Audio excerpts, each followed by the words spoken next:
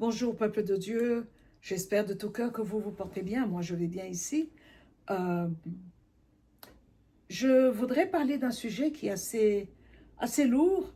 Lourd parce que le corps de Christ moderne n'en parle pas. Moi je l'ai appris par révélation du Saint-Esprit. C'est pas venu de moi, je n'ai pas lu ça dans un livre, c'est le Saint-Esprit qui m'en a parlé. Et c'est pour ça que je voudrais vous en parler, parce que c'est une arme qui est utilisée par beaucoup de personnes. Et on ne le savait pas. Parce que dans le monde, il y a ceux qui savent et ceux qui ne savent pas. Il y a ceux qui sont acteurs et ceux qui sont assis à regarder. Il y a ceux qui sont les agresseurs et il y a les victimes. Alors quand vous êtes du côté des victimes, il faut que la grâce de Dieu vous tombe sur la tête pour vous réveiller et vous ouvrir les yeux. Mais un méchant ne va pas quitter son côté pour venir vous divulguer la vérité et puis retourner encore chez les méchants. Ça ne marche pas comme ça. Il y a le sens du secret et les gens c'est comme ça. Il y a des règles de secret. Alors, je fais toujours attention quand j'entends des témoignages de quelqu'un qui était un grand sataniste, qui a servi Lucifer et qui a quitté pour... il témoigne maintenant. Je fais toujours attention parce que la moitié d'entre eux n'ont pas encore quitté Satan. La moitié d'entre eux ont un pied ici, un pied là-bas. Et qu'ils sont envoyés dans le monde des chrétiens juste comme pour être un appât et attraper d'autres personnes, d'autres victimes et les ramener. Alors je voudrais vous parler du changement de destin, échange de destin, ce qu'on appelle en anglais destiny swapping. Vous swappez quelque chose. La première forme est toujours un acte de sorcellerie. Toujours, toujours, toujours. Dieu, le bon Dieu, le Dieu vivant, le Dieu de gloire, créateur, il n'a rien à voir avec ça. Il n'est pas dedans. Donc quand quelqu'un fait ça, il est un sorcier. Il faut dominer, contrôler, manipuler et arranger la situation selon vos désirs spécifiques. C'est comme ça qu'on peut arriver à faire cela. Euh, j'ai toujours été quelqu'un qui rêve. Je peux vous raconter mes rêves à 4 ans. Des rêves que je racontais à mon père, 4 ans, 3 ans. Je rêvais, je voyais des choses. Et pour moi, c'était normal. En fait, c'est anormal quand je dors sans rien rêver. Je me dis, oh, je n'ai rien vu, mon Dieu, qu'est-ce qu'il y a? Euh, Parce que je suis habituée à voir. Et ça m'a évité beaucoup de problèmes. Ça m'a dirigé, ça m'a ouvert des portes. Ça m'a permis d'accuser beaucoup de coups qui auraient pu me blesser émotionnellement ou me traumatiser. Mais la grâce de Dieu a fait qu'il m'a montré dans le sommeil, donc j'étais préparée, j'ai regardé ça avec recul, comme avec un baffe, quelque chose qui m'a préparée et qui m'a protégée.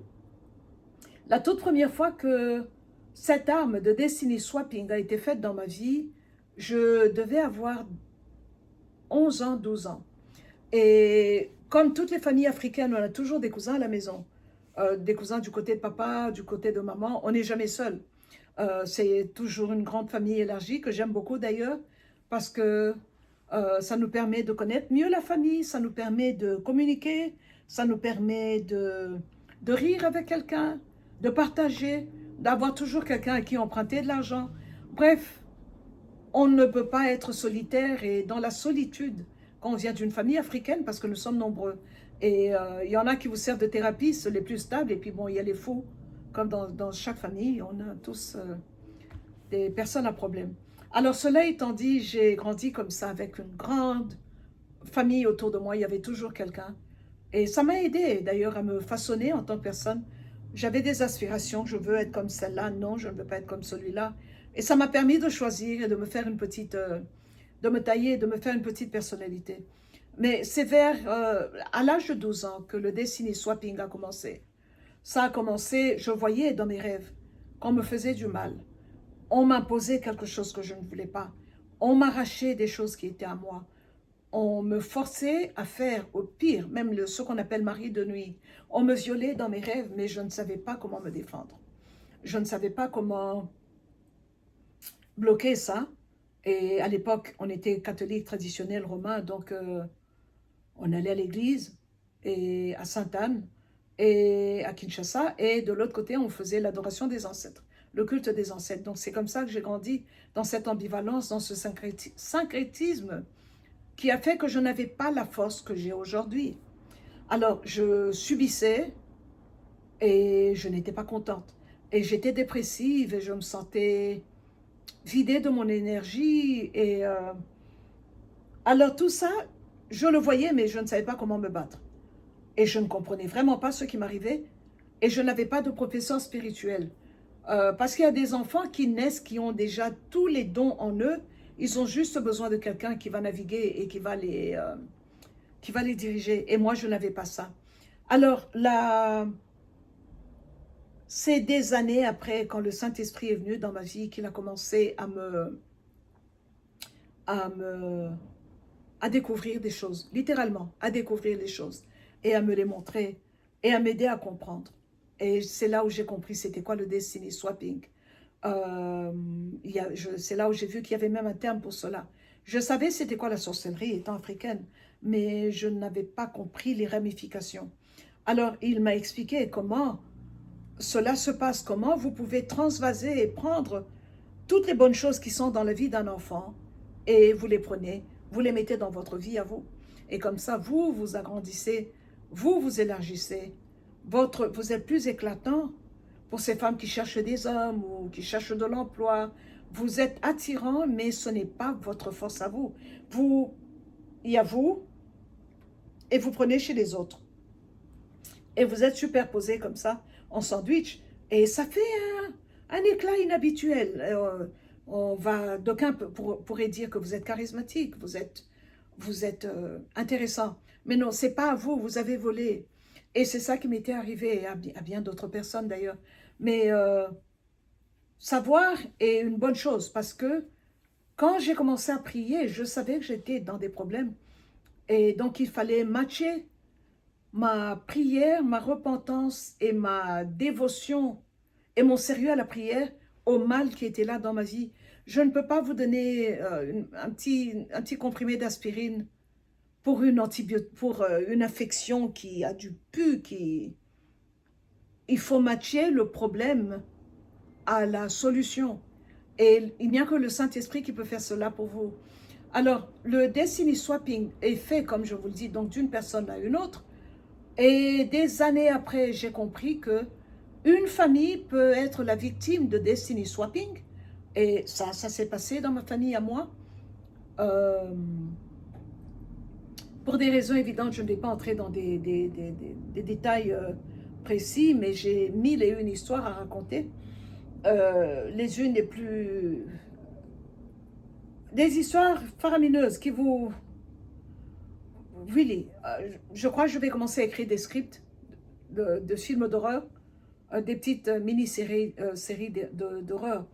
Et, et jusqu'au jour où le Saint-Esprit quand il est venu dans ma vie, il m'a dit, on va travailler, on va défaire, on va détruire. Ok? On va nettoyer et on va rebâtir. J'ai dit, ok, je n'avais jamais entendu quelqu'un, un contemporain, parler de Jésus dans ces termes-là. Et, ça, après 10 ans de compagnie, de marche ensemble avec Jésus, comme il dit dans la Bible, comment est-ce que deux peuvent marcher ensemble à moins qu'ils ne soient en accord. Après 10 ans d'être en accord avec lui, il a commencé à me révéler des choses. Et il m'a dit, Berlin, la conférence de Berlin. Je me suis dit, oui, je sais, la conférence de Berlin, 1884-1885. Il me dit, oui, c'était un destiny swapping. J'ai dit, je ne comprends pas. Il dit,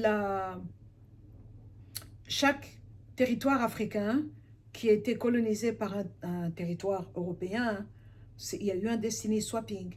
Pendant une année, ils se sont assis, ces 14 républiques, il y avait monarques, il y avait quelques observateurs qui étaient là, qui n'ont pas clamé de territoire en Afrique, mais qui observaient. Et il y en a qui ont clamé des territoires.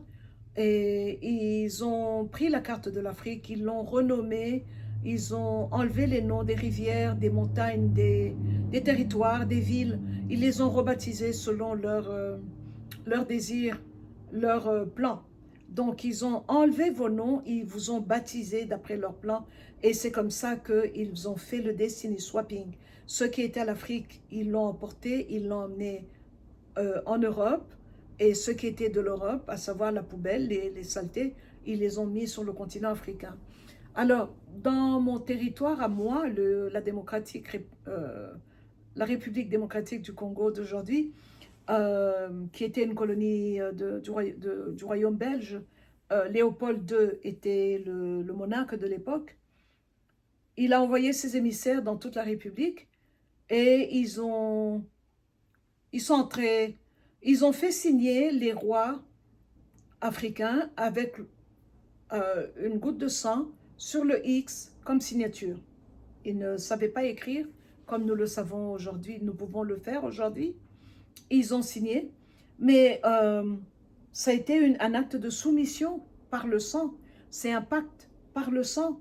C'est une abnégation, on donne vous donnez votre territoire euh, par le sang.